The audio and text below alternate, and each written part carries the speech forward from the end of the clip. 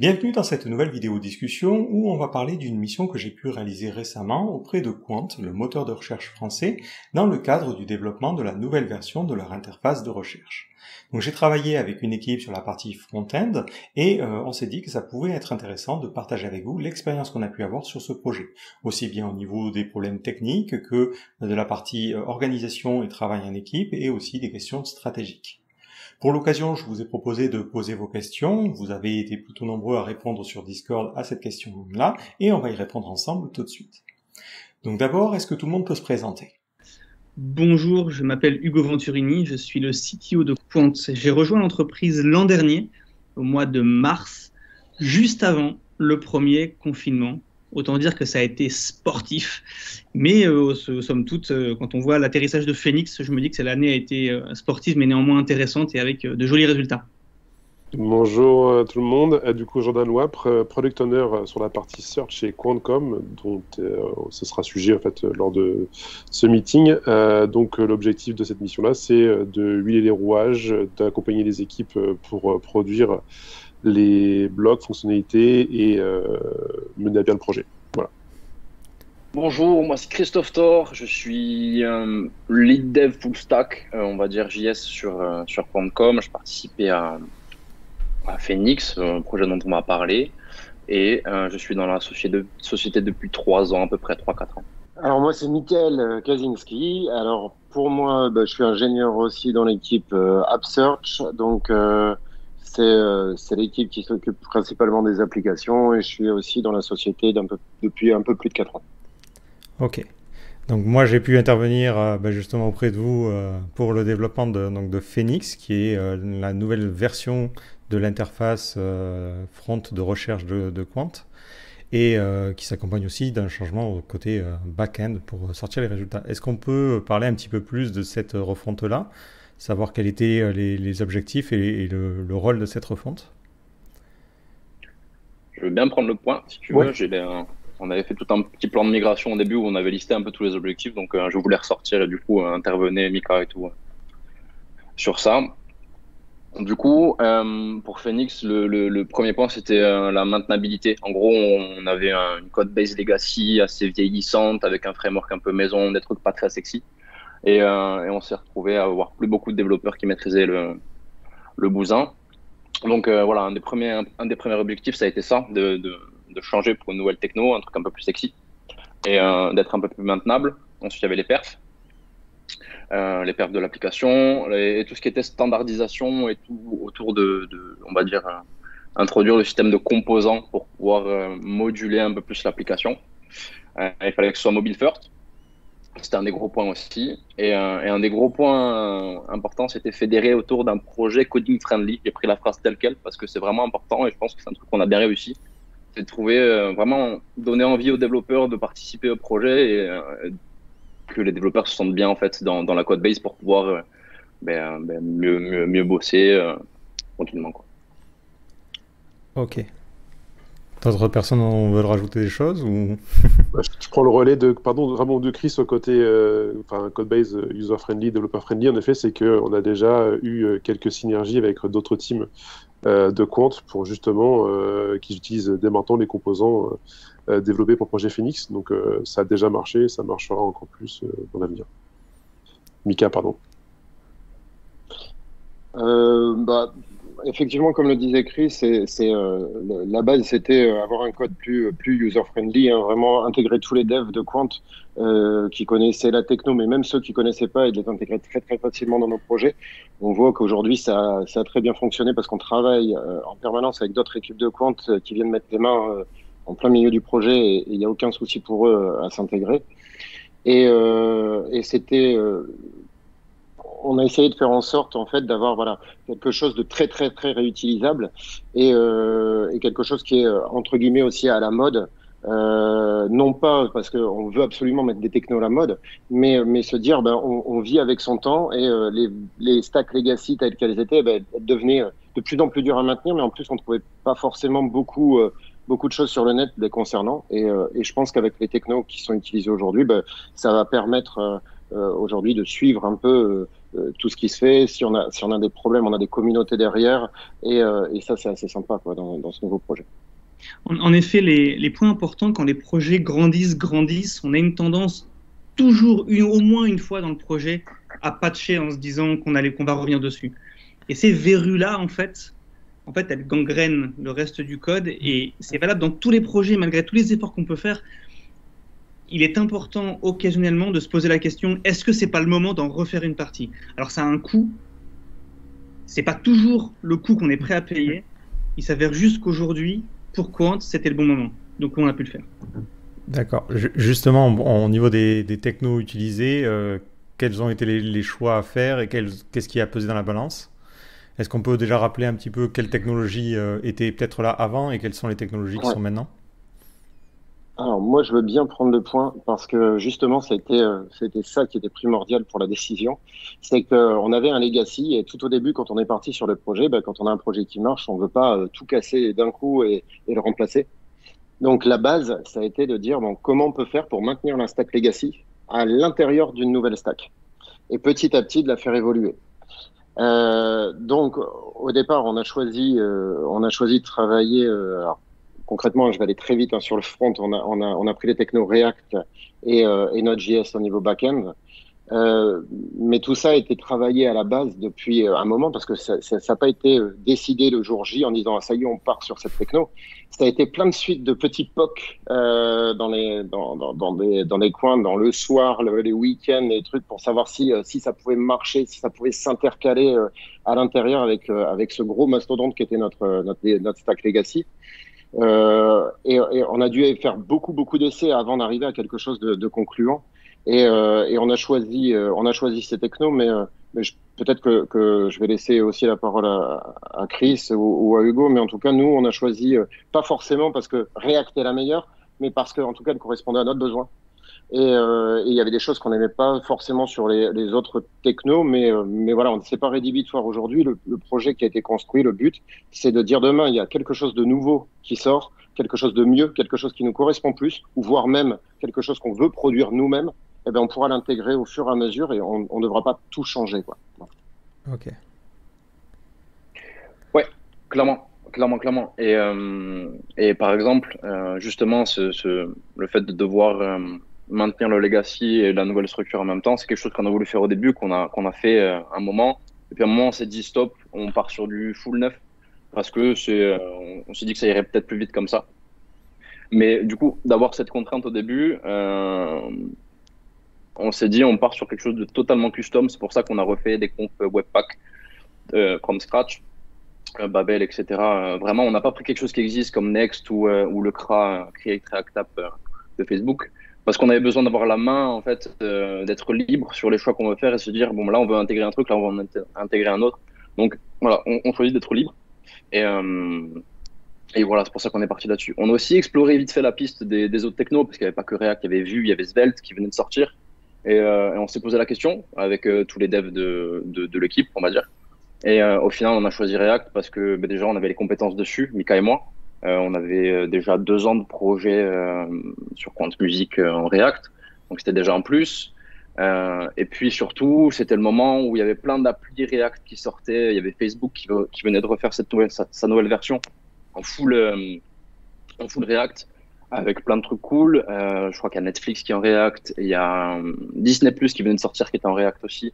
Voilà, donc ça nous a un peu conforté dans le choix de se dire ok, on part sur React, c'est un truc qui va tenir la charge, quelque chose qui est trendy, il y a une grosse communauté dessus, il y a plein de trucs sexy, donc voilà, c'est pour ça en fait qu'on a choisi ce truc-là. Et c'est pour ça aussi qu'on n'est pas parti sur Next, c'est pour avoir cette liberté de se dire et on veut pas être contraint par un framework, on veut pouvoir faire vraiment ce qu'on veut. Voilà. Concomitant à ça, il y avait une volonté aussi à réduire le nombre de langages de manière à avoir un nombre restreint et avec une plus grande expertise au sein de Quant. Or, l'équipe Maps utilisait déjà React. Ça résonnait à côté de mon oreille quand la décision a dû être prise. Effectivement. D'ailleurs, on n'a pas forcément précisé, mais il y avait un aspect qui était important aussi, c'était le rendu côté serveur. C'est ça qui a influencé aussi pour beaucoup le choix. C'est vrai que sur d'autres technos, genre Vue et Svelte, c'est pas aussi développé que pour React à ce niveau-là. D'ailleurs, on va peut-être parler de ça aussi. Est-ce que ça a été compliqué de choisir quel type de rendu on va adopter? Pourquoi peut-être avoir choisi ce rendu côté serveur et aussi à travers l'expérience qu'on a eue sur ce projet-là, ce qui était intéressant avec React, c'était de pouvoir choisir au dernier moment et changer si on voulait passer du rendu full serveur ou du rendu full client.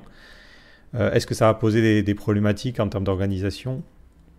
C'est toujours une question problématique, non pas parce que, alors, on s'est posé d'abord la question de savoir si justement le rendering server allait scaler et correctement. Donc, comme tu disais tout à l'heure, c'est vrai que la tech React, elle permet de faire du front, enfin du rendu en front-end et du rendu en serveur. Et on s'est dit bon, c'est pas grave, si ça marche pas, on fallback. On l'a déjà fait, on a déjà fait des applis full front-end, donc ça, on sait que ça va marcher. Alors, on a voulu l'implémenter. Alors, il y a des choses vraiment pas simples aujourd'hui, et puis il y a des choses aussi sur lesquelles on réfléchit. Nous on a implémenté, comment dire, de la récupération de données aujourd'hui du côté back-end. Alors, effectivement, on s'est aussi inspiré des choses déjà faites par Next parce qu'on pensait réinventer la roue et trouver quelque chose de mieux. Mais c'est clair que c'est pas évident. D'ailleurs, Facebook l'a toujours pas trouvé et l'a pas implémenté dans React. Donc, il y a bien une raison, c'est que c'est une grosse problématique et c'est de dire comment on remonte les datas d'une seule manière. Est-ce qu'on pourrait pas les remonter aussi bien en front qu'en back de la même manière? Et aujourd'hui, on voit que c'est pas possible. Et donc, cette customisation des datas, c'est vrai que c'est quelque chose qui est compliqué à faire au niveau rendu serveur. Sinon, honnêtement, l'API React, elle est quand même très bien faite et elle permet beaucoup de choses de ce point de vue-là. Et aujourd'hui, on a une qualité, je pense, qui tient la route, quoi.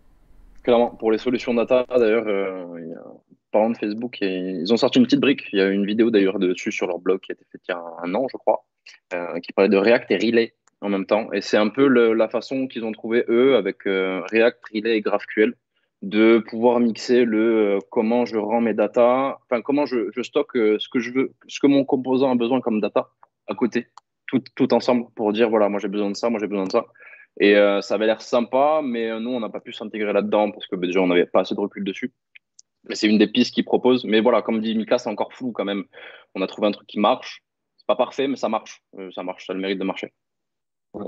Et d'ailleurs, John, tu as travaillé avec nous là-dessus et on a aussi eu une grosse problématique de découper du code. En front-end, c'est très simple de faire pop des composants asynchrones. En back-end, c'était beaucoup moins simple. Enfin, en tout cas, d'essayer d'avoir le meilleur des deux mondes et de dire, ben, on les met dans notre bundle. Enfin, en tout cas, on les met en complément et de tout servir au niveau SSR. C'est compliqué. Alors, on a utilisé une lib qui s'appelle Loadable, qui est même conseillée par React dans leur doc, mais on voit que c'est pas simple encore toute cette partie. Elle est floue pour eux, elle est floue pour nous, mais en tout cas on a bien avancé dessus et aujourd'hui on y arrive et je pense que bon, c'est pas parfait, on va encore s'améliorer, mais en tout cas je pense que le boulot a été mené dans le bon sens quoi, pour toute cette partie. Bah, clairement, pour reprendre ce que tu disais au début, c'était un des avantages aussi de ne pas avoir utilisé Next et d'utiliser des trucs tout faits. C'est que bah, quand on a des problématiques poussées, on a pu mettre les mains dans le code et pousser là où on aurait été peut-être un peu plus bloqué si on avait utilisé quelque chose de plus généraliste, quoi. Ça, c'était vraiment intéressant en termes de choix techniques. Même si ça a été un peu compliqué à setup au début, notamment les configs Webpack et tout ça, mais sur le long terme, c'est intéressant, quoi. Ensuite, on va parler aussi de la structure à adopter sur le projet. Je sais qu'on a eu pas mal de changements avec notamment au début l'idée d'un monorepo. Ensuite, on a essayé de séparer le code parce qu'on avait finalement plusieurs parties dans le code. On avait notamment le design system où on a des composants génériques qui doivent pouvoir être utilisés par d'autres équipes comme Map et autres. Et ensuite, on avait une partie recherche et peut-être potentiellement d'autres projets qui auraient été basés sur le même code source. Est-ce que on peut parler un petit peu de la structure que finalement nous on a adoptée, même si c'est pas une structure monorepo au sens premier du terme, et voir les inconvénients peut-être et les problématiques rencontrées à ce niveau-là? Je pense que Christophe a envie d'en parler. Clairement. Petite blague là-dessus, parce que j'ai tanné John justement avec une techno monorepo qui s'appelle NX de NRWL, je crois.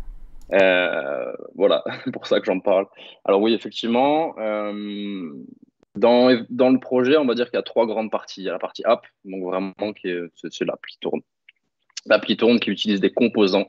On a fait une librairie de composants à travers un design system. Donc ça, c'est une deuxième partie. Donc l'app, lui.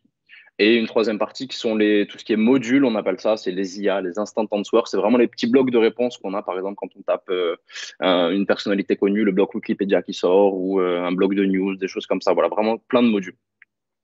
Et au début, on connaissait pas trop ce que c'était un monorepo. On avait vaguement entendu des choses. Ça commençait à revenir à la mode parce que c'est utilisé par les grosses sociétés, mais pas vraiment par le commun des mortels, on va dire. Et, et on va dire que ce mouvement est revenu pas mal avec des technos comme Lerna. Ça fait un moment que c'est utilisé, mais c'est vraiment revenu. Et j'ai commencé à m'y intéresser et je me suis dit que ça allait être cool de l'utiliser dans notre projet. Au final, on l'a pas utilisé parce que pas assez de recul dessus. Il y avait déjà beaucoup de choses en même temps, une nouvelle techno React, un bundle from scratch, etc. Enfin, il y avait trop de choses nouvelles en même temps, donc on s'est dit back off un peu et on a pris un semi-monorepo. Donc au début, on utilisait un truc qui s'appelait les local modules. Donc en gros, sous NPM, on peut dire on n'utilise pas un module qui est déployé sur le repo central, mais on prend un chemin de fichier relatif qui permet d'aller chercher dans un répertoire dans le projet. Donc, on marche comme si c'était un package déployé, sauf que c'est en local. Donc, c'est un peu plus simple à gérer. Il n'y a pas tout ce système de versions à gérer, etc. On a été limité à un moment. On a été limité à un moment parce qu'on avait besoin, enfin, ça restait quand même une lib. Une lib, donc il y avait l'aspect NPM au milieu. Et par exemple, quand on voulait regrouper tous nos composants dans un storybook, qui était dans plusieurs modules séparés, ça devenait un peu compliqué pour des gestions de hot modules aussi, de rechargement à chaud quand on dev. C'était complexe, donc c'est d'ailleurs toi qui l'as fait, John, ça. C'est ça, je me Oui, souviens. cette idée. Ouais, C'est ça, cette partie de migration, c'était ton initiative. On a pas mal expérimenté. Je me souviens, en fait, le problème, c'était les dépendances croisées. En fait, on voulait partager les mêmes dépendances dans tout le projet, mais que chaque projet fonctionne individuellement, et c'était vraiment pas évident dans les solutions existantes, quoi. Ouais, c'était pas évident. Et du coup, ce que tu as mis en place, c'est de jouer avec les alias Webpack. On importait dans notre projet principal toujours avec un import comme si c'était un vrai package, hein, @quant/UI par exemple. C'est pas exactement ça, mais c'est la forme. Mais le fait de jouer avec les alias, ça restait une seule et même base de code, mais qui est quand même découpée, donc qui est assez cool. Et ça marche bien, ça marche plutôt bien. Et si je peux conseiller à des gens qui voudraient se lancer dans le monorepo, la techno Lerna marche très bien quand on veut faire des libs, tout ce qui marche comme par exemple Create React App ou React même, c'est utilise Lerna en monorepo.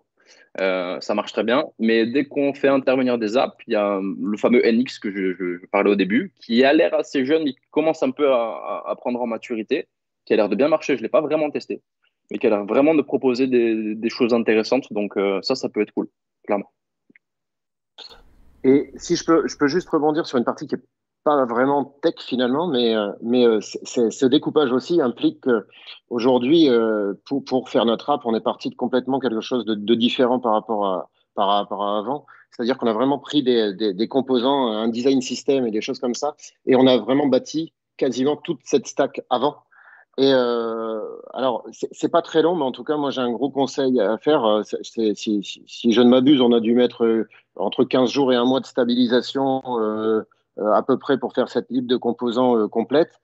Et quand tu arrives avec nous, John, d'ailleurs, tu as participé, on a réussi à construire un storybook où on avait la vérité en fait des composants design, mais concrètement au niveau code.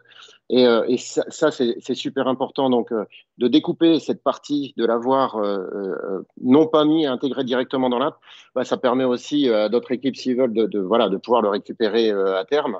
Et vraiment, en tout cas, j'insisterai sur cette partie. Ça rend très service à la communication entre le design, les équipes design et nous, et ça rend service aussi pour toute la construction derrière, parce qu'on voit que quand c'est construit, c'est terminé, quoi, on n'y revient jamais. Donc en fait, on s'y met, on l'a fait.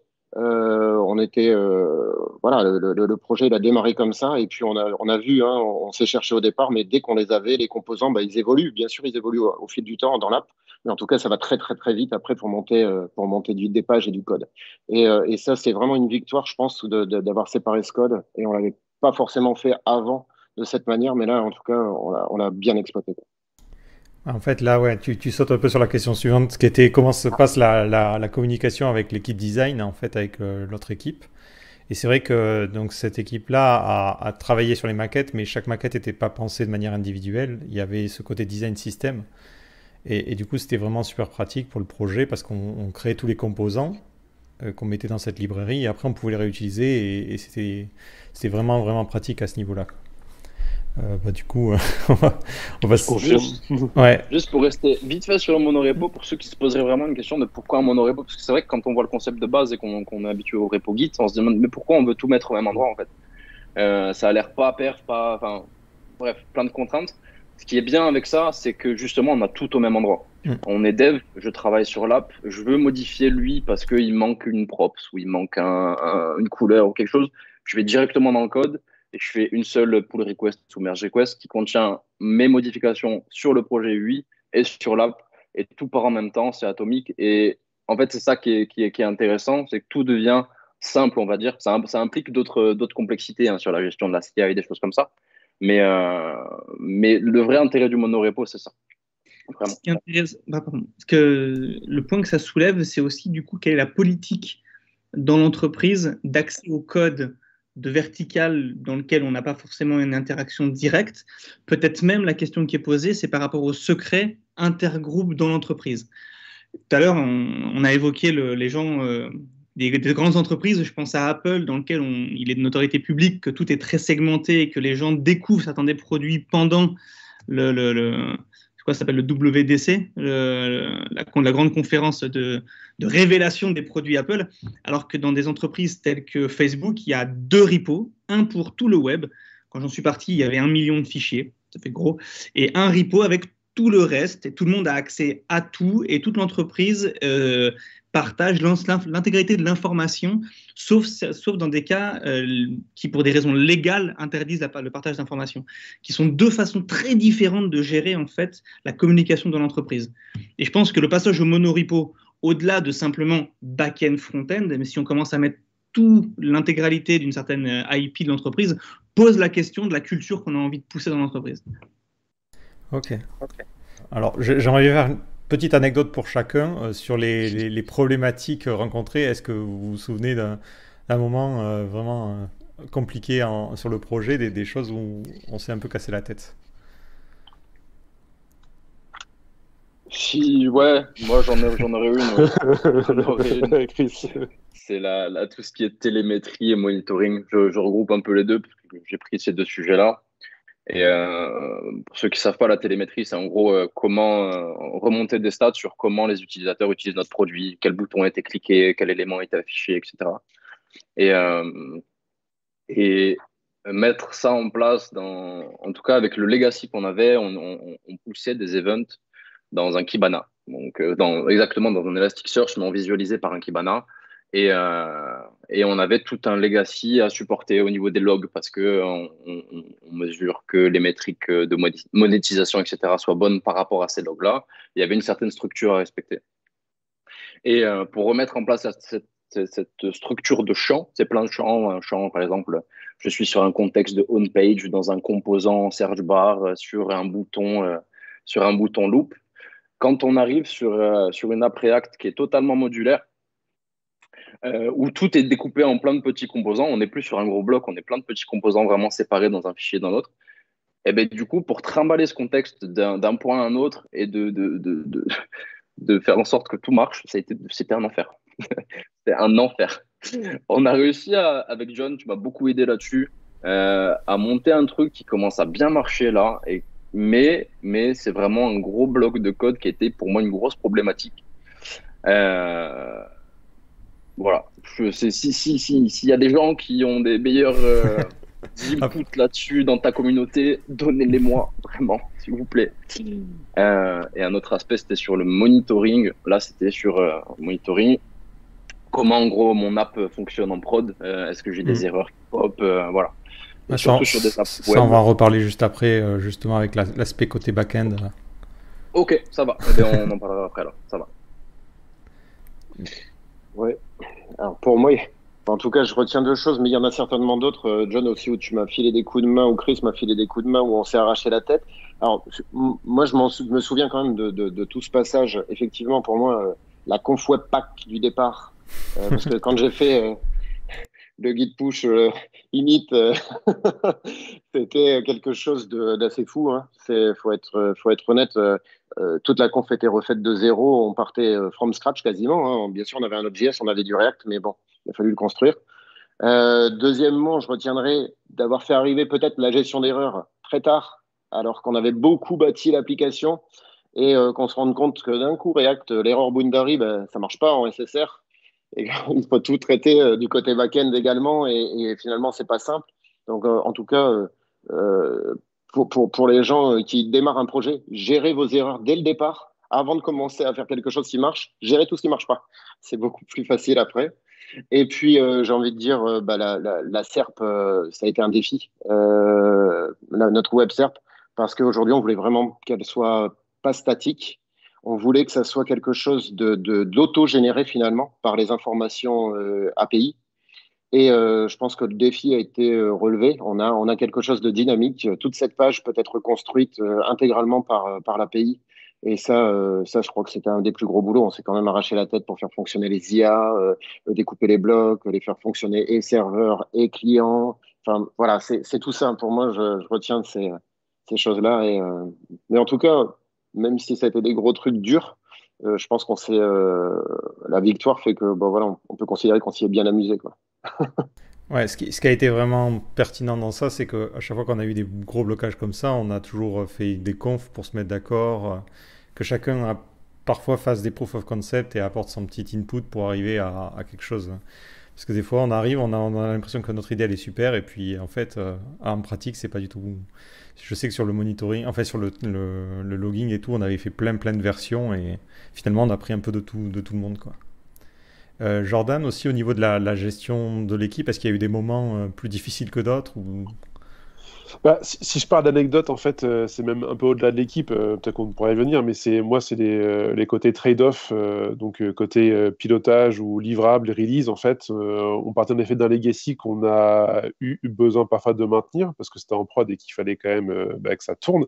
Avec le projet de refonte migration technique Phoenix, on avait bien sûr d'autres problématiques, donc techniques que l'équipe a très bien résolues, mais aussi du coup au moment où les deadlines s'approchaient, en effet, on a dû, c'est pas anecdotique justement, mais ça a été un moment un peu un paroxysme en fait, de dire voilà, trade-off, on tient la deadline et on postpone quelques petites features qu'on produira post-release Phoenix.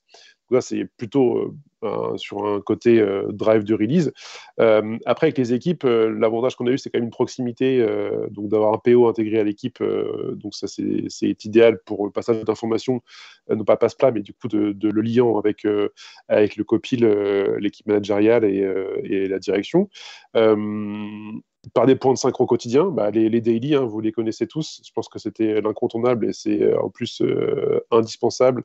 C'est convivial et c'est là où se traitent tous les sujets.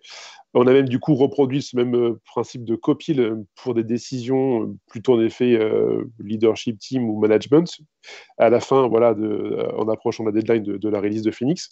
Donc moi, à mon sens, la communication a été bonne, fluide. Ces rendez-vous étaient quasiment aucun skippé. Vous pouvez skipper ces rendez-vous-là. Donc du coup, la prise d'information était identique. Après, évidemment, les aspects de soit de bout de spec manquantes, soit de choses qu'on re-challenge, et souvent le challenge venait des équipes, enfin vous-même, parce que du coup il y avait un vrai besoin de faire mieux, de faire modulaire et de prévoir l'avenir en fait. Donc ça a été de sacrés inputs. Sinon, après, c'est peut-être rester toujours en contact. Voilà, quoi, tous en contact, c'était la gageure et je pense qu'on l'a maintenu. Il n'y a pas eu de trou, en fait, je pense, en termes d'implication de chacun ou même de temps mort. En fait, on était vraiment occupés de bout en bout, quoi. Effectivement, la communication à distance était assez intéressante. Ce qu'il faut comprendre, c'est qu'aujourd'hui, l'équipe tech est répartie dans 8 villes, au dernier compte que j'ai pu faire. Il y a des bureaux à Rouen, à Nice et à Paris, et des personnes qui sont ailleurs. Et puis, on avait toi, Jonathan, qui était avec nous depuis Montpellier. Et donc, le projet démarre. On a évidemment Chris et Mika qui eux sont à Ajaccio. Moi, j'étais basé le plus souvent à Paris. Jordan est à Nice. Et je me souviens de descendre à Nice en me disant tiens, je vais voir les équipes pour les rencontrer. Il y a quand même 30 personnes à Nice. Et donc, je gère aussi des autres projets, évidemment. Il n'y avait pas que Phoenix en même temps, ce qui est toujours. Qu'il faut pas oublier, c'est qu'il y a tout le reste du moteur sur lequel on travaille, le switch to Vespa qu'on a fait récemment, sur lequel on a avancé. Mais descendre à Nice, c'est l'occasion de rencontrer les différentes verticales qui, elles, sont implantées à Nice, et me rendre compte que quand on fait un team meeting à Nice, il n'y avait que le manager avec moi dans la pièce. Parce que l'équipe était intégralement distribuée dans les différentes villes. On avait un mec à Paris, deux à Ajaccio, c'était peut-être le regroupement le plus gros de toute l'équipe, c'est peut-être les deux Corses. Et après, on avait Jonathan à Montpellier, on avait Pierre qui était à Nice, on avait Thomas qui était au large de Nice, si je ne m'abuse, Maximilien sur Bordeaux. Enfin voilà, c'était assez rigolo de voir que en fait, c'était complètement indolore la mise en place d'un travail à distance pour cette équipe-là, qui est du coup un vrai plaisir à observer.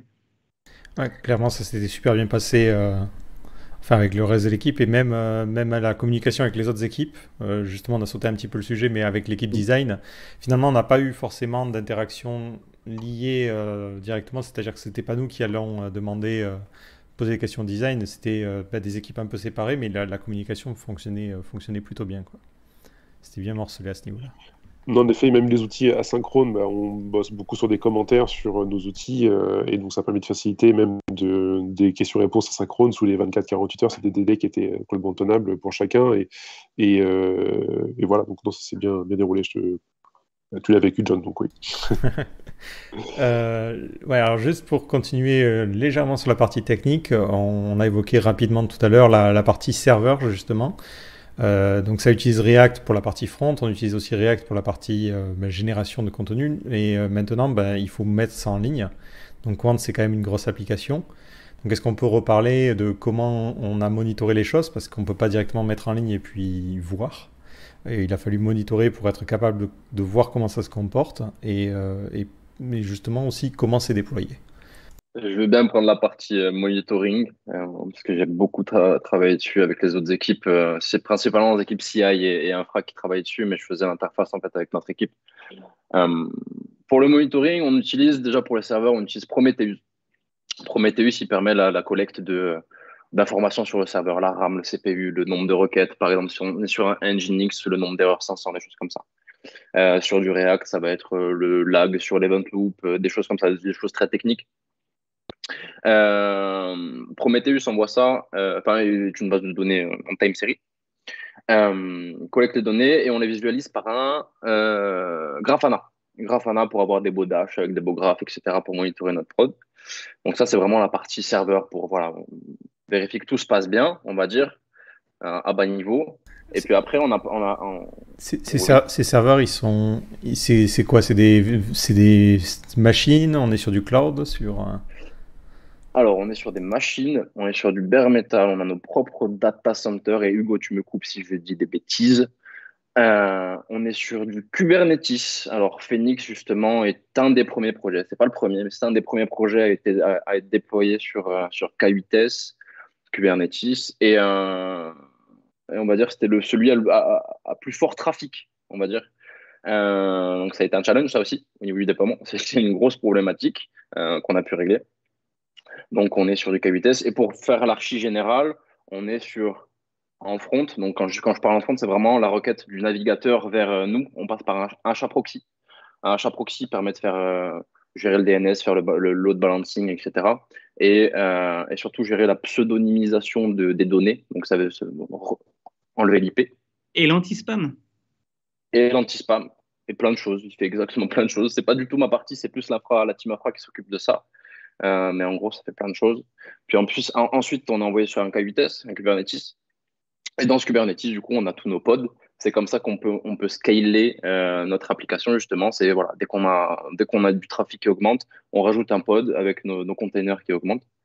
Et dans ces pods, on a un Nginx qui prend les requêtes en front et l'application Node.js qui arrive vraiment en bout de chaîne. Et ce Nginx, en fait, permet de libérer un peu l'app Node.js de tous les process CPU et nous permet de rajouter un peu de cache sur les assets, par exemple, parce que Node.js n'est pas très bon dans tout ce qui est serving d'assets.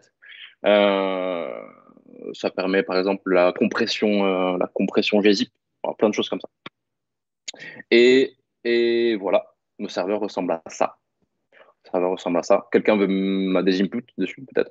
J'allais ajouter qu'effectivement, donc aujourd'hui, Quant a 2 data centers pour des problèmes évidemment de redondance de l'information et des principes simples de résilience aux pannes qu'on pourrait avoir et aux problèmes qu'on pourrait avoir dans un data center ou dans un autre. Sur nos serveurs, on a effectivement mis en place une infrastructure Kubernetes. On est sur du Kube, sur du bare metal. On manage Ansible pour l'automatisation et après, j'ai envie de dire vogue la galère. On y va et on gère tout ça. Et effectivement, à l'entrée de notre infrastructure, alors on passe par de la GeoDNS parce que nous avons un partenaire pour un système de cloud du côté de l'Allemagne uniquement pour le système d'image. Peut-être une autre discussion qu'on pourrait avoir avec grand plaisir pour qui a envie de l'avoir, mais aujourd'hui, l'ensemble des choses qui sont déployées pour le projet de refonte du front qu'on a fait et sur notre infrastructure, sur du Cube. Et comme le reste, j'allais dire, et juste petite anecdote, il y a certains éléments en fait, du moteur lui-même qui sont bare metal, c'est-à-dire que c'est pas sur du Cube qui est sur du bare metal, c'est vraiment, on a même les mains dessus, les mains sur le processeur, et ce qui est très pratique pour pouvoir gérer finement ce qu'on est en train de faire, même si ça demande un certain travail. Est-ce que j'ai le droit de dire, Jonathan, qu'on recrute dans ce domaine-là, pour ceux qui veulent, parmi ta... Oui, clairement, il n'y a pas de problème. Après, je ne suis pas sûr que... c'est plutôt des experts du web sur la communauté. Et ces experts ont des amis, ces amis ont des amis et peut-être de la famille qui pourraient être intéressés. Et blague à part, effectivement, on est effectivement voilà, sur toute la stack qu'a pu préciser Christophe. J'ajoute qu'on a du coup une collecte en fait, de logs qui est basée sur du Elasticsearch avec Grafana et Kibana dont on a parlé, qu'on essaie de séparer hot storage, cold storage pour avoir des mécaniques de récupération à l'instant et des mécaniques de récupération construites et enrichies qui arriveront plus tard. C'est faire un moteur de recherche de bout en bout, ça demande beaucoup d'éléments très compliqués. On a plein de choses à y faire vraiment très intéressantes et la partie visible de l'iceberg était déjà fascinante à faire, mais le reste, je ne vous en parle pas. Ouais. Moi, clairement, au lancement, malheureusement, je suis parti un peu trop tôt. J'ai pas eu le temps de voir le déploiement final.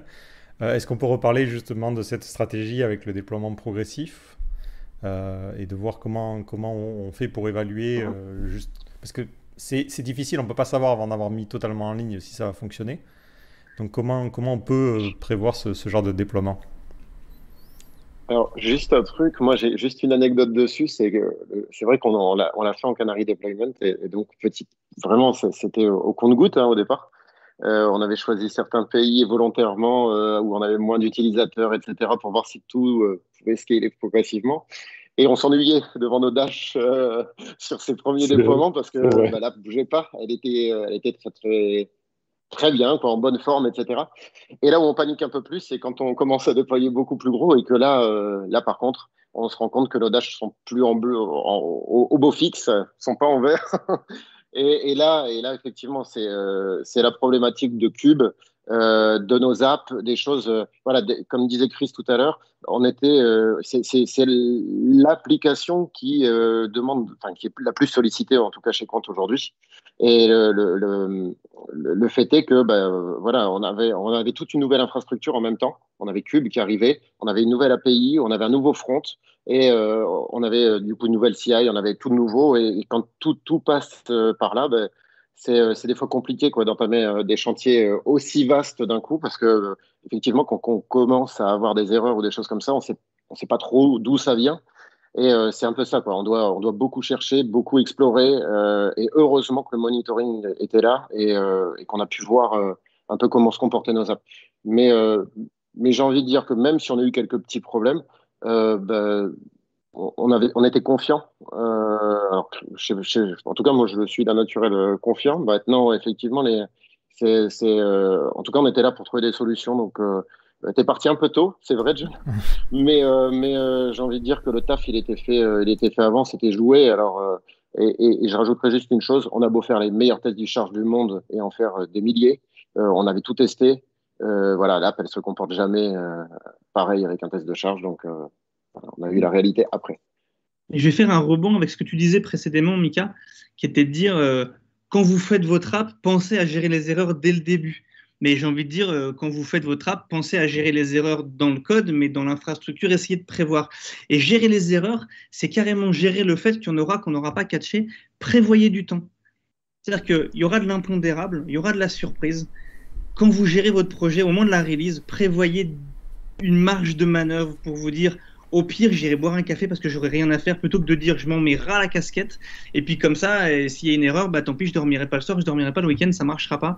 Je pense que la seniorité d'une équipe et tout comme de l'individu, c'est pas d'être capable de faire des choses qui marchent, c'est d'être capable de faire des choses qui sont résilientes quand ça marchera pas et sans prétendre qu'on est capable de tout prévoir en fait.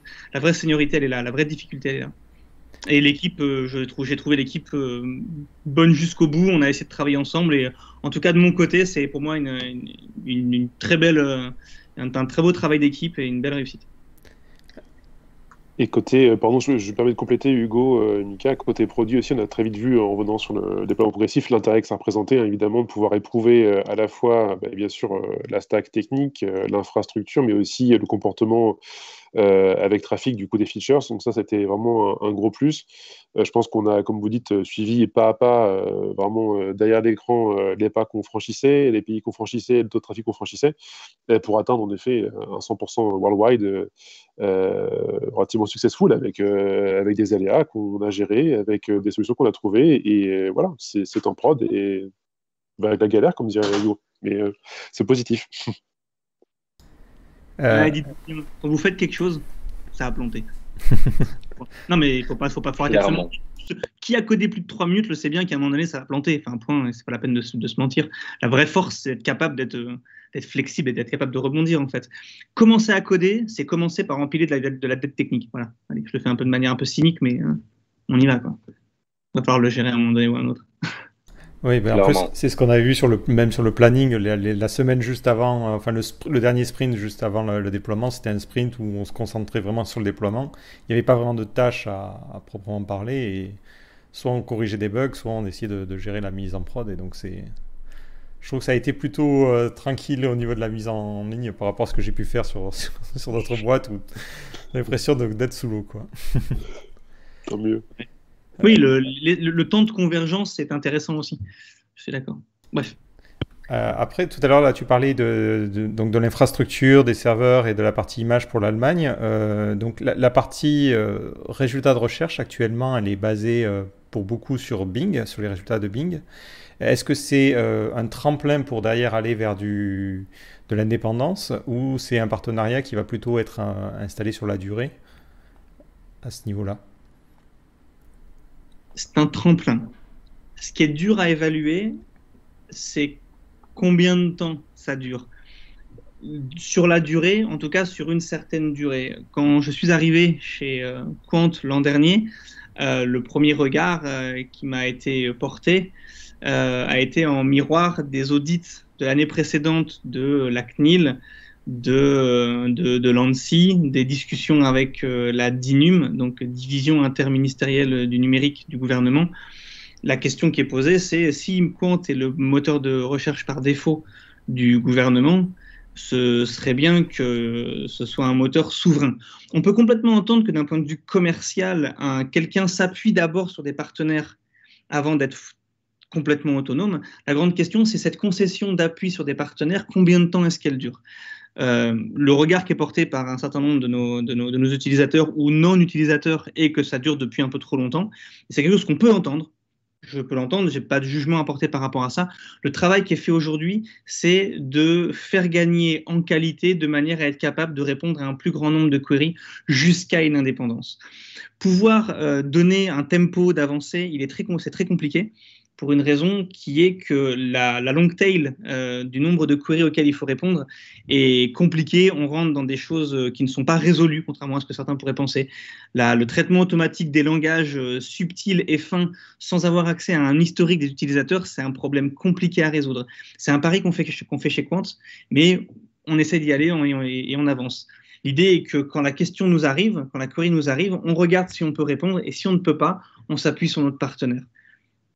La question serait de se poser, OK, alors est-ce qu'on pourrait dire, si on ne sait pas répondre, est-ce qu'on répond n'importe quoi ou est-ce qu'on ne répond pas? Dans quelle mesure est-ce que ça ferait de nous un moteur de recherche plus intéressant, plus pertinent? Là, posons, je suis prêt vraiment à en débattre et à poser ça sur la table.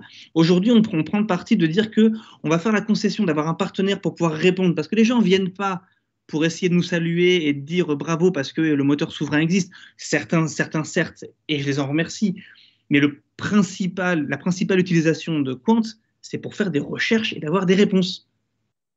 Et donc, notre but principal, c'est de répondre à ces utilisateurs en incarnant certaines valeurs telles que le respect de la vie privée. Donc, on pseudonymise, on obfusque quand on peut, on évite de passer de l'information, on la garde chez nous, etc., etc. On fait certaines concessions sur le fait qu'il faille prendre de l'information à côté, avoir des partenaires pour répondre. Mais notre but, c'est à terme d'être un moteur souverain indépendant. Est-ce que j'ai répondu à ta question et à la question, Jonathan? Ouais, impeccable. C'était ça. Après, il y a une autre question qui en découle, mais on a eu ces questionnements et je sais à peu près comment c'est répondu déjà. C'est est-ce que finalement ce partenariat n'est pas compliqué vis-à-vis du respect de la vie privée des utilisateurs? Est-ce que Microsoft ou qui est derrière Bing essaie pas de demander un maximum d'informations?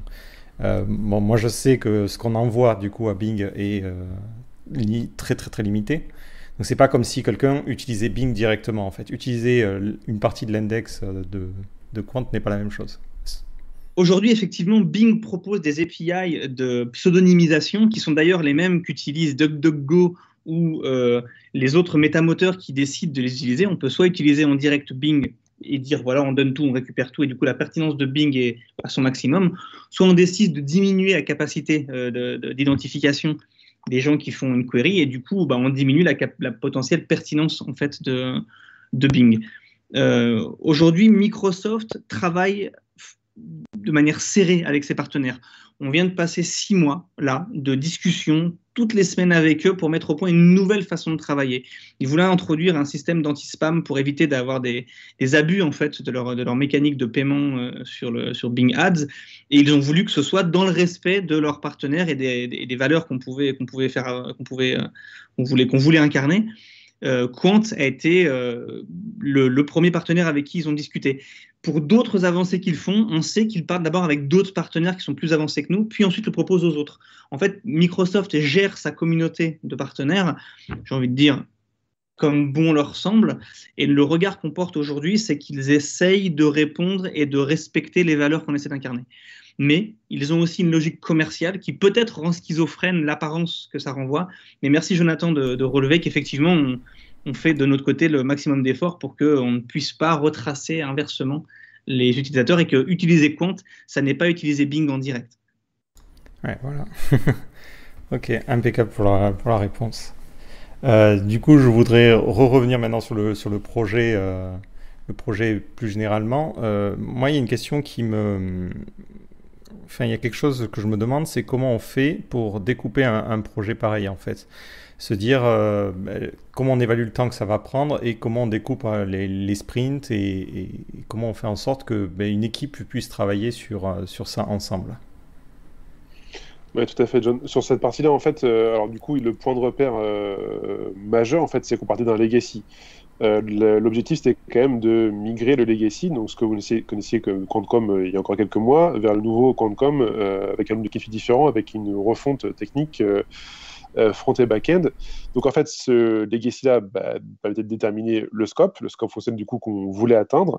Dans ce scope-là, évidemment, il y a des briques, donc des fonctionnalités utilisateurs, il y a des briques techniques, il y a différentes couches, et on va dire qu'on a déterminé une série de livrables qu'on a ordonnancé en essayant de partir du plus fondamental à des choses qui sont plus bien sûr front-end ou qu'on délivre entre les mains d'utilisateurs finaux. Et on a fait plutôt un découpage, on va dire, technico-fonctionnel pour en fait saucissonner le projet et le planifier en sprint auprès des équipes. L'idée, ça a été évidemment de pouvoir, je pense, en effet, commencer par un macro-sizing, de ces features-là, de mettre en parallèle du coup les proof of concept ou les POC ou les essais là, que Mika et Chris du coup nous remontaient. Et donc ensuite de planifier ça, donc découpage en end sprint dont chacune des cartes, pour chaque fonctionnalité, du coup, soit sizée par l'équipe, pour atteindre des releases, on va dire, consolidées. Des releases, évidemment, qui n'étaient pas rendues publiques. Hein. On parlait vraiment d'un environnement d'intégration. Hein. On n'était pas en bêta publique, évidemment.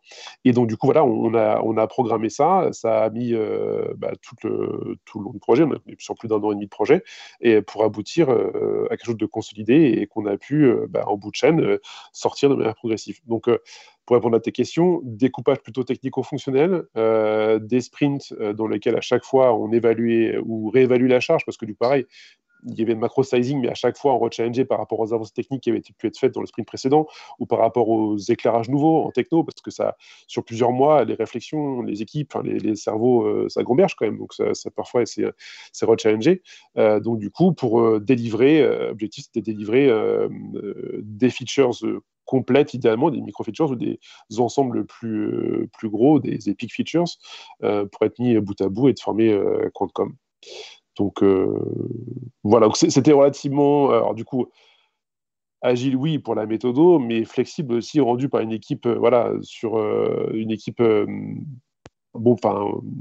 très bonne expertise, pardon, mais du coup, voilà, un pack très resserré, qu'on peut dire. Donc, du coup, ça fusait sur des commentaires, sur des échanges en sprint planning, comme pendant le sprint, en fait. Donc, c'était fluide.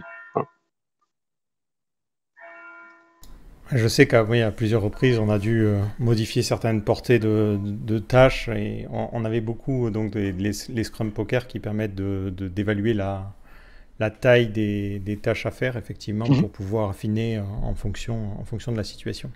Et en effet, merci John là-dessus, on a évidemment appliqué plutôt la notion d'effort plutôt que de l'heure, la minute ou le jour pour produire une feature ou une carte ou une tâche, pardon, pour revenir au niveau de la tâche.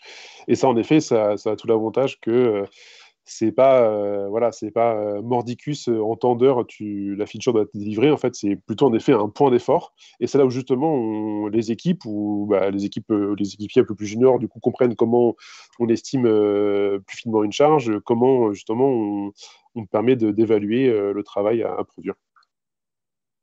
Ok, et justement par rapport à donc ce découpage, ces tâches et le travail en équipe, quels ont été les outils qui ont été mis en place? Des outils de collaboration, et ensuite on va parler aussi des outils au niveau du processus qu'on a mis en place au niveau de Git et des merge requests. D'accord, très bien. Mais en l'occurrence, pour la partie, on va dire, découpage technico-fonctionnel, documentation et on va dire outils de suivi de production, on est sur la suite Atlassian, donc la partie Confluence pour la partie documentation plus lourde, dans laquelle on versait de la documentation plus verbeuse, et après du coup le découpage en user stories, donc en cartes et en tâches dans Jira. Donc l'avantage de la connexion Confluence Jira, elle est claire. Et sur la partie donc technique, je passe éventuellement la main à Chris ou à Mika sur la partie, le lien avec GitLab pour les issues. Je peux prendre la main si tu veux, ou Mika si tu veux y aller. Vas-y. Je prends la main. Pour la partie technique, on s'organise. Donc déjà, on est sur GitLab. On a un GitLab on-premise, donc installé chez nous. Et au niveau du flow, on a un ticket qui est fait par le PO ou par n'importe qui. Hein. Nous aussi, on pouvait faire des tickets. On utilise généralement notre numéro de ticket comme nom de branche. Et on fait notre dev. On pousse notre dev sur cette fameuse branche. On en crée une merge request. Donc, c'est exactement la même chose que les pull requests sur GitHub, pour ceux qui connaissent. On le nomme généralement avec le nom du ticket et puis un petit descriptif à côté, ce qui permet de lier Jira et GitLab ensemble, ce qui fait que quand on est dans le ticket, on trouve la merge request associée et vice-versa. Donc ça, c'est super intéressant. Et puis après, en arrivant sur la merge request, on a tout un système de pipeline qui passe pour vérifier la qualité du code. Donc on fait un build dessus, ça nous permet de déployer notre code, soit en app de review, on appelle ça. Donc c'est des environnements totalement séparés par branche qui se montent, donc qui permettent de tester en environnement buildé. Et puis après, on a un environnement d'intégration qui est la pré-prod, pour ceux qui connaissent. Et puis ensuite, l'environnement de prod. Et une fois que tout ça est validé, il y a la code review qui se passe à ce moment-là d'ailleurs, par quelqu'un qui n'a pas développé la feature du coup. Et une fois que tout ça est validé, que ça a été approuvé par un développeur et que tout marche, on merge ça sur master, ou en tout cas on envoie en prod avant, et ensuite on merge sur master. Et puis voilà, le cycle infini comme ça. Voilà. Et puis, petite anecdote, si John vient bosser avec vous, du code review, vous allez en faire, quoi. Véridique. Ouais, c'est vrai qu'il faut vraiment savoir ça, c'est que quand on travaille en équipe, mais c'est super intéressant. Moi, c'est quelque chose que je trouve super intéressant par rapport au freelance où on travaille tout seul. C'est le côté, tu vois le code des autres, donc ça te permet déjà de savoir les features qui ont été développées, les classes qui ont été rajoutées. Et puis des fois, tu fais un truc et puis on peut dire mais pourquoi t'as pas fait ça? Et en fait, c'est juste que tu n'y as pas pensé ou t'as pas réfléchi. L'inconvénient, effectivement, c'est quand tu te dis tiens, je vais commencer à travailler et qu'en fait tu te retrouves à devoir faire de beaucoup de reviews, quoi. Donc ça, c'est vrai que c'est un peu l'inconvénient aussi de cette méthodologie-là. Après, on est quand même sur je sais pas ce que ça donne sur une plus grosse équipe, en fait. Et après, ouais, sur ces outils-là, des problèmes techniques. Je sais qu'on a rencontré quelques petits problèmes techniques. Si vous voulez en parler au niveau du flow pour faire les MR, ça peut être intéressant pour les personnes peut-être ou les équipes qui ont besoin de travailler. Et je ne sais pas si depuis que je suis parti, vous avez trouvé peut-être de meilleures solutions. Tu veux prendre le point, Mika? Je le prends. Alors, depuis que tu es parti, nous n'avons pas forcément trouvé de meilleure solution. On est en train de s'améliorer, on essaye en tout cas de jour en jour parce qu'on essaye de mettre de plus en plus de tests. Je sais aussi que tu avais introduit la partie, Chris aussi l'avait poussé et on en avait, mais on n'en avait pas assez. Et aujourd'hui, on est en train de pousser ces tests de plus en plus. Alors, test unitaire et test end-to-end, on fait les deux. Mais ce qu'il faut savoir, c'est que voilà, pour une meilleure intégration, le but, c'est que la machine le fasse à notre place à terme et qu'on n'ait plus rien à faire. Aujourd'hui, c'est vrai que la partie d'avoir une merge request, de devoir la rebase, ensuite de devoir la review pendant ce temps-là, d'autres choses ont été mergées, donc on a des nouveaux rebases. Et tout ce flow est très long parce que quand on passe dans des pipelines, c'est pas évident. On build une app. Alors, bien qu'on ait mis beaucoup de choses en place au niveau du cache de nos pipelines pour ne pas builder à chaque fois, mais c'est encore un flow qui est très complexe. Et je pense que en ayant tous les tests automatisés, ça peut permettre une chose, c'est du coup de ne plus avoir à le faire à la main, c'est d'avoir vraiment de l'intégration continue. Et c'est-à-dire que lorsqu'on merge une bonne fois pour toutes sur master, ça doit se déployer, quoi. Ça doit aller en prod et ça doit y aller tout seul. Donc, on n'est pas encore prêt aujourd'hui, mais on avance à grands pas quand même vers cet objectif parce qu'on voit que ça nous prend du temps et ce temps, on préfère le confier à une machine parce que un homme, c'est permissif. En tout cas, la review et de tout retester à chaque fois, c'est pas possible. Et on voit bien que si c'était une machine qui faisait vraiment tout de A à Z tout le temps, on gagnerait énormément de temps. Et là, on aurait plus peur de se dire bon, allez, je regarde la MR de mon copain, je regarde son code et c'est terminé, quoi. Après, les robots font leur taf et on n'en parle plus. Ouais, en fait, juste pour rappeler, le problème qu'on a, c'est que quand on fait une merge, on est obligé d'attendre de valider les choses et tout ça. Et donc, effectivement, ça prend du temps. C'est un peu aussi, je dirais, l'inconvénient du monorepo, en fait. C'est que on a beaucoup de gens qui vont travailler sur beaucoup de choses et du coup, ça empile les MR en attente, quoi. C'est peut-être un des drawbacks du côté monorepo, quoi. Oui, clairement, à un moment, on s'est retrouvé avec du coup John qui a produit beaucoup de petits bugs au niveau du code. C'était très rapide à faire, donc c'est des choses qui partent vite. Et puis nous aussi, on a du taf de notre côté, donc forcément, on n'est pas tout le temps sur la review. Et puis on arrive à un moment où il y a 40 merge requests qui attendent. Et puis on se met dessus, et puis on en valide une, on la merge, et puis il y a le temps des pipelines, le temps de rebase d'autres, etc.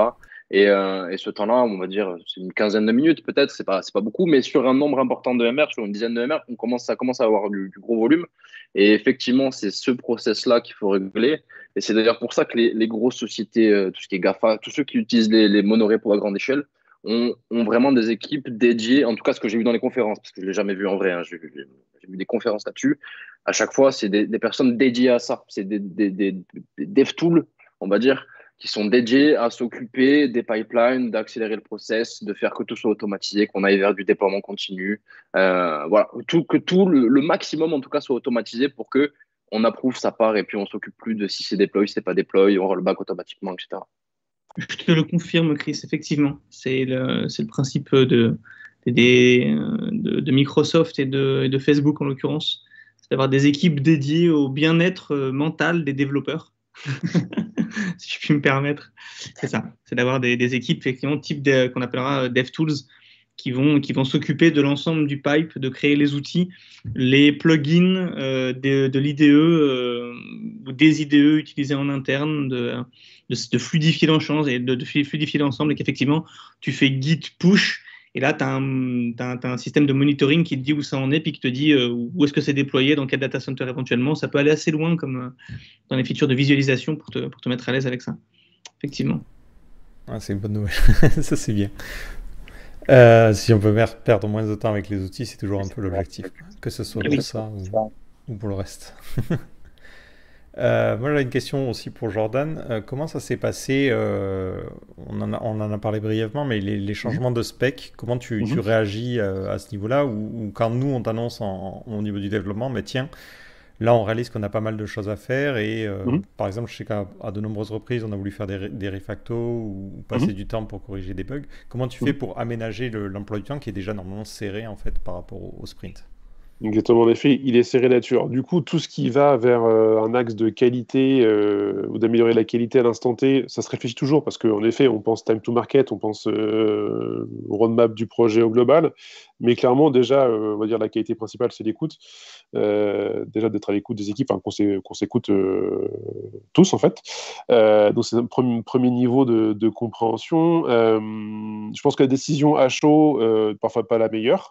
Parfois, s'il faut un peu temporiser pour trouver la meilleure solution après de recaser le travail qui bougerait, ça c'est indispensable. L'avantage de sprint de 2 semaines, c'est que, on va dire, le glissement, il n'est pas évidemment absent potentiellement, mais il est quand même maîtrisable au prochain sprint, sachant que les échéances là n'ont pas trop bougé. On avait une deadline tous en tête qu'on a tenue. Moi, voilà, quand il y a un input de qualité, je prends toujours au sérieux. J'essaie vraiment de le caser ou d'imaginer le laisser faire dans le sens l'implémenter, quoi. Toujours est-il qu'il faut quand même une solution de repli et donc il sera potentiellement alors soit de trade-off avec une feature qui en bout de course ne serait pas prise pour la release. Ça, c'est un sujet plutôt côté produit. Soit en effet de trouver des quick wins derrière, sans pour autant parler de quick and dirty. Je parle de quick wins pour éventuellement dégrader une feature s'il le fallait. On pense à je vais statifier avant de dynamiser, par exemple, pourquoi pas, il y a déjà le front qui est fait, on verra derrière pour rendre ça, si ça doit être administrable, par exemple. Voilà, il y a toujours moyen de trouver, d'ajouter le curseur entre qualité, délivrabilité, et j'ai envie de dire aussi jusqu'où la feature va, quoi. Donc ça se fait. Aujourd'hui, je pense qu'il n'y a pas eu de grosse tension sur ça. A priori, Mika, Chris, toi-même, John, tu pourrais témoigner, en fait. Et je pense on a vraiment trouvé un bon terrain d'entente. Et là-dessus, j'ai pas de doute sur nos capacités à être résilient en termes de planning, peut-être pour reprendre les mots d'Hugo de résilience, mais en termes de planning et de deadline. Voilà. Pour rebondir là-dessus, c'est vraiment important de discuter avec le PO et avec les équipes fonctionnelles. Nous, on est dev, on veut faire de la tech, on veut faire des trucs beaux, jolis, avec des super archis, etc. Et puis après, il y a la vraie vie, il faut être pragmatique, il faut livrer des trucs parce qu'au bout d'un moment, voilà, il faut ramener quand même, faut faire que le produit tourne. Donc, il faut discuter, trouver des trade-offs, se dire, bon, ok, moi, je veux faire un truc super compliqué, super dynamique, etc., avec une grosse archi. Par contre, ça va me prendre 6 mois. Mais par contre, je peux peut-être faire un truc en une semaine qui va faire qu'on aura la feature un peu dégradée, mais elle va marcher. Et comme ça me laisse le temps, moi, pendant 6 mois, de faire ma feature complexe et on a un peu le meilleur des deux mondes. Ça, c'est super cool. Et il faut vraiment discuter et se rappeler en fait que le produit, c'est pour un utilisateur, c'est pas pour des devs. Nous, on s'amuse, mais à la fin, ça arrive chez quelqu'un et il faut que ça marche, quoi. Ouais, puis je pense aussi qu'on est une équipe assez homogène pour ça. On a chacun nos qualités, nos défauts. Moi, je sais que je suis plus dans il faut aller vite, il faut livrer pour demain, quoi. C'est mon délire, alors que Chris est plus pragmatique en disant attends, toi tu vas aller vite, mais il faut faire un peu plus propre. Voilà, on essaye de trouver le meilleur des deux mondes. T'as bien vu, John aussi, tu étais avec nous, tu l'as vu, il y a des moments où il faut envoyer tout de suite. Il y a des moments où on se laisse quand même 2-3 jours, on réfléchit sur le sujet, on ne met pas tout. Enfin voilà, et on peut en tout cas amener des choses très très rapidement, mais les reprendre après parce que ça y est, on a l'axe de développement et on sait où on veut arriver. Voilà, je peux reparler de la SERP par exemple, c'était ça. On finalement, au tout début, le premier jet, c'est le POC. Ça commence à marchouiller, ça marchote, on est content, on se dit, ouais, c'est bon, on peut composer. Puis petit à petit, on l'étoffe. Puis après, tout le monde rentre dedans. Puis tout le monde code dans cette serpe. Et puis, on fait un infinite list énorme qui récupère les datas, qui marche après sur toutes les pages. Donc, voilà, c'est en ce sens que, ben voilà, que ça marche plutôt bien aussi dans cette équipe. Et on a des gens aussi qui entendent, en tout cas. Juste une aparté, certainement sur le produit, puisqu'on a eu des réunions avec les gens des produits. Hein. Je pense à Nam aussi, qui était avec nous lors du feedback sur comment dire, à la finition de Phoenix, quoi, quand on a relevé quand on a fait le post-mortem. Et donc, même les gens du produit sont au courant qu'il faut nous aussi nous laisser du temps pour découvrir les technos, regarder ce qui se passe ailleurs, coder aussi des POC parce que c'est important de pouvoir montrer ce qu'on sait faire. Et derrière, en fait, le but, c'est pas de s'amuser, hein, c'est de produire pour la société et c'est que tout le monde soit gagnant. Mais en disant il faut produire tous les jours des features, ben, du coup, on n'avance plus, notre code devient legacy, on n'a plus le temps de le refactor et puis on revient avec la même chose qu'on avait 5 ans avant avec un truc qui marche pas, quoi. Et là, je pense qu'on est dans une bonne dynamique. Enfin, Hugo, tu pourras certainement rebondir là-dessus, quoi. Absolument. J'allais dire, attention, les cascades sont effectuées sans trucage, ne faites pas ça à la maison, les cascades sont faites par des professionnels. Notamment, quand Christophe dit on peut faire un bout de truc qu'on verra plus tard, petit rappel qu'on s'est dit un peu avant, empiler du code, c'est empiler de la dette, on sait très bien que c'est dur de revenir dessus, la force des seniors, c'est d'être capable de faire des choses résilientes. Une fois que c'est poussé en prod, on a souvent l'envie de s'occuper de ce qui n'est pas encore présent et pas forcément de fixer. Et c'est là qu'on peut tomber dans le biais d'avoir du code qui s'empile avec une série de verrues, de patchs, etc. Et puis, occasionnellement, on arrive à trouver un process qui autorise cette chose-là. Le fait de pousser quelque chose qui est presque terminé ou en tout cas qui est partiel, mais qui débloque quelqu'un d'autre et on reviendra dessus. Et ça, c'est la force en fait de nos PO qui vont cadrer en fait l'ensemble des features et de dire que celle-là, elle est considérée comme en prod et terminée si elle répond à un ensemble de critères. Ne laissez pas faire les devs tout seuls. C'est un travail d'équipe. Clairement.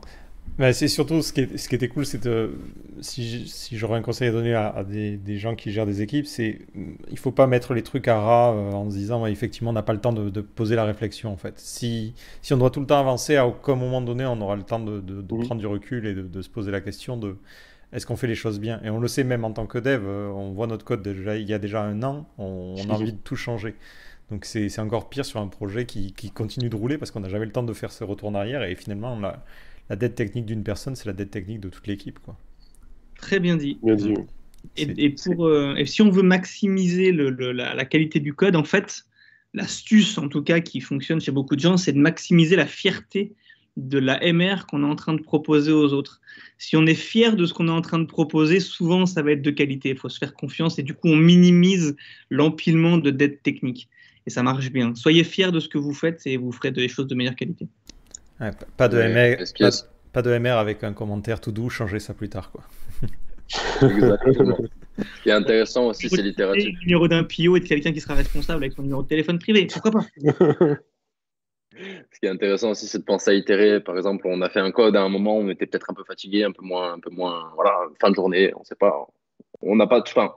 On a beau être, imaginons qu'on soit très fort à la base, il y a des moments où on est moins fort parce qu'on a la tête prise par autre chose, etc. Et faut pas hésiter à se dire, ok, là j'avais fait un bout de code à un moment, je suis sur une feature qui est pas loin, je fixe un bug pas très loin et tout. Au lieu de prendre qu'une heure pour fixer le bug, j'en prends peut-être 3 ou 4 et j'en profite de refactorer un peu ce que j'avais pas eu le temps de faire à l'époque. Et aussi itérativement comme ça, c'est intéressant de prendre le truc. Tu me feras plusieurs commits pour ça. Oui, t'inquiète. Après, alors là j'ai une question un peu plus perso du coup. Comment ça se passe l'intégration d'un freelance dans une équipe du coup comment vous avez vécu ça à la fois d'un point de vue PO en organisation parce que j'imagine que ça change les données et aussi au niveau de l'équipe dev j'imagine que c'est pas forcément évident d'avoir une nouvelle personne qu'on connaît pas qui triture dans le code.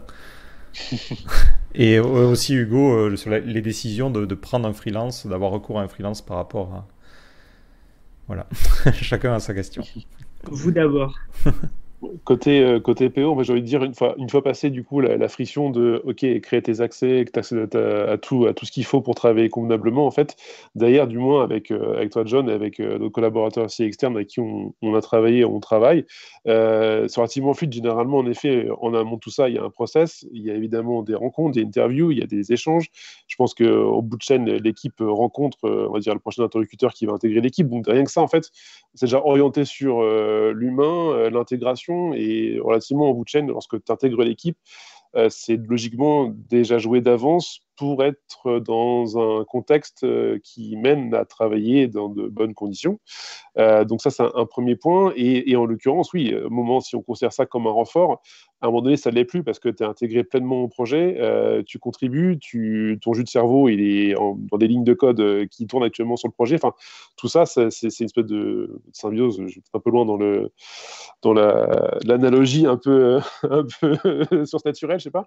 Mais voilà, en tout cas, ouais, non, ça s'est bien fait et je pense que c'est à reproduire et à chaque fois, en effet, soit de l'expertise, soit du contact, soit de l'humain. Enfin voilà, je pense que le mood et le mindset de la personne qui intègre une équipe comme ça vaut probablement plus souvent que la skills qui doit sortir à l'instant T pour faire avancer le projet, quoi. Donc, ouais. Alors, voilà pour moi. à mon avis, c'est une question où tout le monde va donner son petit message. Mais en tout cas, moi j'ai trouvé au début, en fait, quand on me disait, ouais, freelance, comment on fait pour intégrer un freelance dans une équipe? C'est vrai que quand on connaît absolument pas, on sait pas qui va arriver, on se dit, ouais, on va protéger notre bébé, il peut arriver et tout casser. Ou dire, non, c'est pas comme ça. Qu'il faut mener le projet enfin voilà, essayer de le faire à son image. Finalement, moi je trouve que c'est ça finalement qui va être très intéressant, c'est qu'enfin on confronte des idées avec l'extérieur parce qu'on a l'habitude de coder ensemble et on a nos mécanismes. En tout cas, John, quand tu es arrivé, tu as d'abord lu le code, t'as regardé, tu nous as fait des retours. Je pense qu'on était à peu près ouvert là-dessus et tu as pu changer ce que tu avais envie, tu as pu mettre les mains là où il fallait quand tu avais envie. Alors c'est vrai que pour toi, ça a dû être un peu plus dur de t'intégrer, mais finalement, ça s'est passé très très vite. Et puis la qualité qu'a un freelance aussi, en tout cas dans une société et dans un service, c'est que nous, on ne fait pas que de l'app toute la journée et du front-end. On fait, euh, on fait un peu de CI, on fait un peu de back-end, on fait du front, on fait les features, on corrige nos bug fixes, on met en place notre alerting, notre monitoring. Tous les jours, on est avec l'entièreté de la boîte en fait en transverse. Alors plus certains que d'autres, mais en tout cas, tout le monde est amené à travailler un peu avec tout le monde. Et l'avantage, en tout cas, moi, d'avoir un freelance des fois, c'est de lui dire, bah voilà, sa mission, elle est cadrée, c'est ça son truc, et toute la journée, il est focus, en tout cas, sur le sujet. Et ça, c'est impressionnant d'efficacité. Pour moi, il faut des gens dans des sociétés qui sont là pour justement pouvoir rayonner partout et pouvoir toucher à tout. Et puis, il faut aussi des gens qui arrivent, et je trouve que la place d'un freelance, c'est top, en tout cas, quand il y a des missions ponctuelles comme ça, et quand il faut livrer vite, et quand on a besoin de faire beaucoup de choses, eh ben, c'est bien de faire rentrer quelqu'un qui se focus. Et tu as été notre focus, je pense, en tout cas, quand tu es arrivé.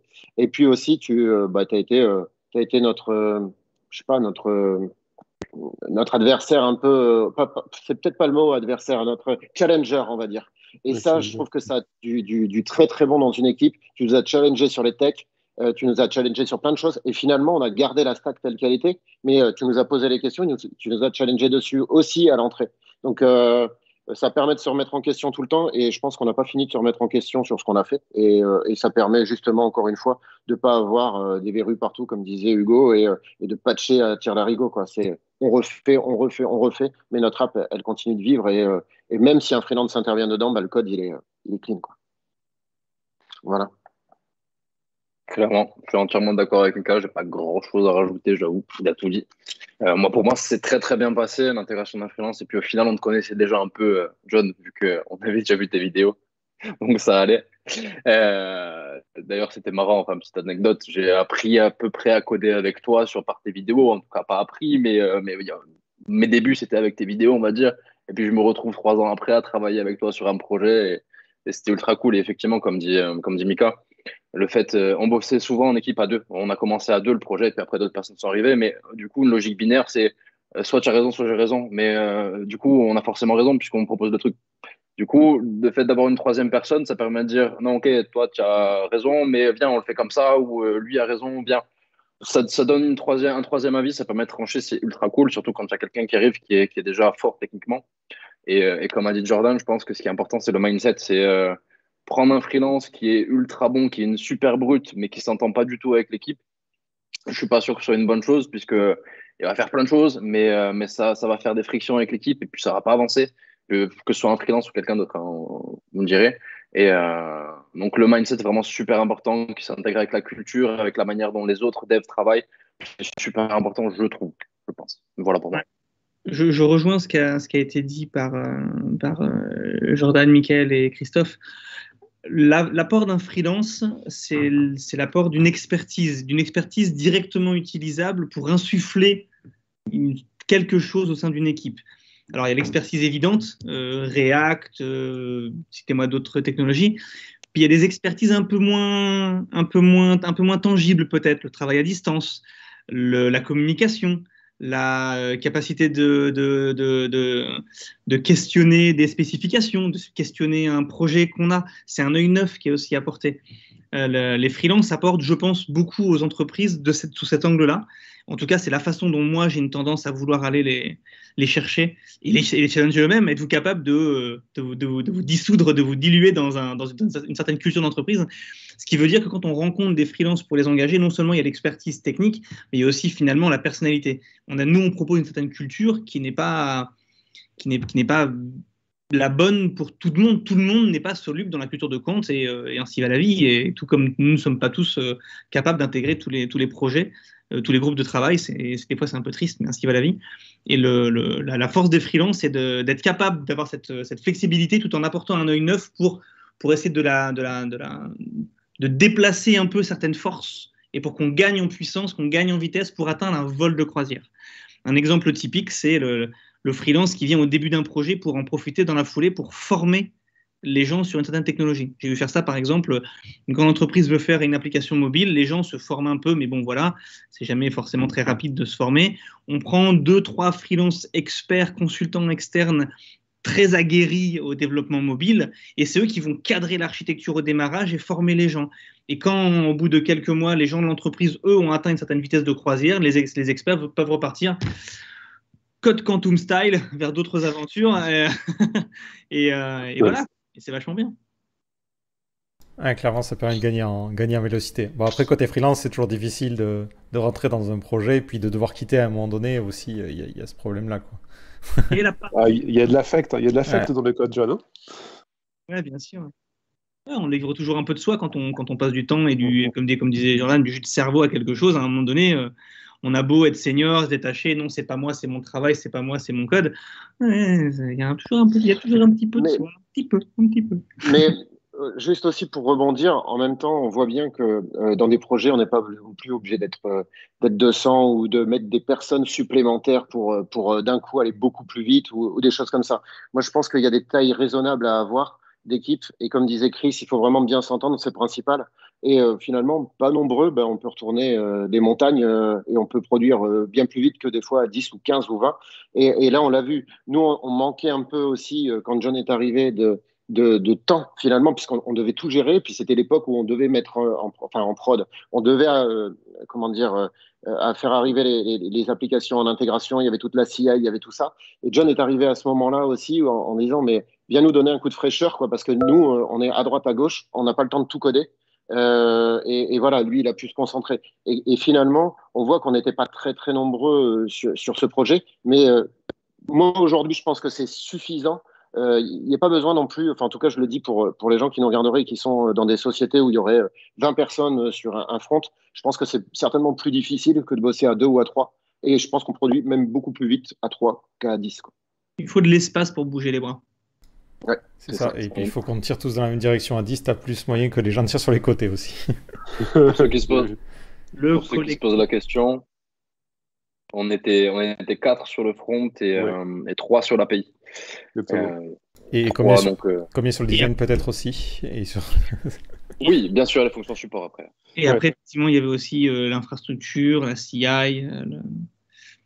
Exactement. Oui, clairement. Sachant D'avoir que des teams dédiés. nous, on a fonctionné, alors pour vous, je sais pas trop, mais pour moi, ça a été vraiment cloisonné, vraiment qu'au focus sur Phoenix, le côté front et donc le côté rendu côté serveur. Mais après, il y avait une autre équipe en séparé qui travaillait sur le design, une autre équipe qui travaillait sur l'API, une autre. Donc ça a été vraiment. Alors moi, pas du tout. J'étais pas focus que sur Phoenix. Je vais vous mentir. En effet, là, et pour revenir sur le côté équipe, les artisans, on peut les citer, les artisans proches, en effet, front-back sur le produit, là, on va dire livrable, et vraiment autour du discours qu'on a là aujourd'hui. En effet, on peut citer Pierre, Louis, Anthony, Tristan et Thomas qui ont contribué au projet, et justement, on a fait fusionner les deux mondes, et le produit, c'est en bout de chaîne, le back et le front-back API, et le front, du coup, Chris, Mika et John aujourd'hui, mais c'était ça l'idée, quoi. Voilà, l'équipe, voilà, on est autour de 8 personnes vraiment sur le. Et n'oublions pas quand même, grosse dédicace au Legacy aussi, parce que pendant ce temps, pendant que nous on faisait un produit tout neuf, et il a fallu aussi le maintenir, et je pense à Louis notamment, qui était des fois bien seul mais bon, en tout cas voilà, il faut retenir que dans une boîte c'est pas un nouveau produit puis on arrête tout, non, on continue de maintenir la stack et puis en plus on fait le nouveau produit. Continuité de service est très importante. On a le droit de faire des breaking change et de dire on arrête, c'est une question de politique, mais il faut se la poser et il faut y répondre correctement. Ok. John, est-ce qu'on peut te poser la question, nous, à notre tour? Est-ce que ça t'a fait plaisir de bosser avec nous ou bosser chez nous? Oui, clairement. Mais moi, comme je disais, ça a été la fin qui a été difficile, quoi. De partir juste. Heureusement, je suis resté les derniers jours où ça commençait à être mis en ligne. Mais c'était vraiment super, super intéressant et l'équipe était. C'était super agréable, quoi, de travailler avec vous, quoi. J'ai pu travailler avec des équipes où c'était beaucoup plus fermé et c'était pas très agréable, on va dire. Et là, c'était vraiment à taille humaine et c'était super, super intéressant, quoi. À refaire. Avec plaisir, quand tu veux. Merci beaucoup, John, pour ce moment qu'on vient de passer. Évidemment, merci à l'équipe, mais je l'aurais dit déjà plusieurs fois, et merci pour ta contribution. J'ai dernière chose, du coup, Phoenix est maintenant en ligne. Est-ce qu'il y a de nouveaux projets pour Quant? Je sais qu'il y a des personnes qui ont demandé est-ce que Quant Mail était toujours d'actualité? Est-ce qu'il y a d'autres choses ou pas, en fait, sans forcément devoir dévoiler des choses? Alors oui, il y en a. La refonte du front nous donne cette flexibilité de présentation des résultats, mais ça n'a de valeur que si on a des résultats. Donc on n'a évidemment pas levé le pied pour ce qui était de travailler sur tout le back-end back loin, data fetching, data processing, index, LTR, évidemment monitoring de tous ces éléments du moteur de recherche pour essayer d'améliorer la performance et, comme je disais tout à l'heure, d'augmenter en fait la part d'indépendance de Quant. Parmi les projets qui arrivent, les noms pour l'instant on va se les garder pour nous. Bien assez tôt, on pourra peut-être en parler publiquement, mais effectivement, on a quelques éléments qui sont plutôt fun, qui arrivent, qui approchent à grands pas. On y travaille en tout cas d'arrache-pied. Et pour faire un point sur Quant Mail est un projet qui a été initié il y a plusieurs mois, années peut-être, au sein de Quant. Nous avons dû le mettre en pause pour être capable d'y répondre correctement. Le Quant Mail est un projet qui se veut intéressant. Il y a une certaine communauté qui le réclame et il n'est pas question de notre côté de le faire à moitié. Or, pour l'instant, nous avons décidé de la stratégie de la nouvelle direction qui est arrivée l'an dernier, à laquelle que j'ai donc rejoint au mois de mars, était de recentrer les activités de Quant sur le moteur de recherche. Quant Mail arrive en deuxième, troisième priorité de ce focus. Aujourd'hui, on focus sur le fait d'être un moteur de recherche souverain qui respecte la vie privée. Ok, impeccable. C'était la dernière question que j'avais à poser. Je vous remercie à tous d'avoir participé, c'était super intéressant. Et peut-être une prochaine. Merci à toi, John. Super. Merci, John. C'est de bon ton d'ajouter que la conversation continue dans les commentaires. Il faut mettre le pouce. Sur Twitter, pour ceux qui veulent. C'est ça. Je mettrai les liens. Donc voilà, j'espère que cette vidéo vous aura plu, j'espère qu'on aura répondu à un maximum de questions. S'il y en a qui n'ont pas forcément été évoquées, n'hésitez pas à les poster en commentaire. Si ce sont des questions techniques, j'essaierai d'y répondre. Sinon, on verra si d'autres personnes ne peuvent y répondre. Je remercie encore une fois toute l'équipe de s'être prêtée au jeu parce que c'est pas forcément quelque chose d'évident qu'on n'a pas l'habitude et c'est intéressant aussi de rappeler qu'un projet ce n'est pas forcément l'œuvre d'un seul développeur mais c'est vraiment un travail d'équipe et pas forcément que sur l'aspect technique non plus. Il y a beaucoup de personnes qui interviennent et c'est ça qui est intéressant. J'ai pas forcément l'occasion de pouvoir parler des projets que j'effectue en freelance et c'est vrai que c'est super intéressant à ce niveau-là. Donc j'espère que cette discussion vous aura plu et je vous donne rendez-vous dans de prochaines vidéos ou de prochains tutoriels. Ciao!